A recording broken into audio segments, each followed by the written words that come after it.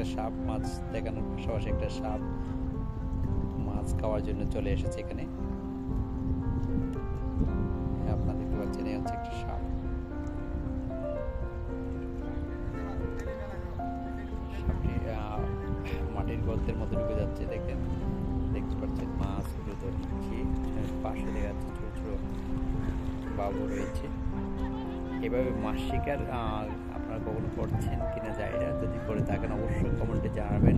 পানি একেবারে শুকিয়ে যাচ্ছে, দেখতে পাচ্ছেন এই হচ্ছে মাছ আপনাদেরকে আরেকটা জুম করে দেখাই। এই হচ্ছে মাছের অবস্থা। দেখুন একটা সাপ হয়তো দেখতে পাচ্ছেন। এই হচ্ছে মাছ দেখাতে গিয়ে আপনাদের মাঝে একটা চলে আসছে সাপ। এই হচ্ছে সেই সাপ আপনারা দেখতে পাচ্ছেন, হচ্ছে একটা সাপ। এই দেখেন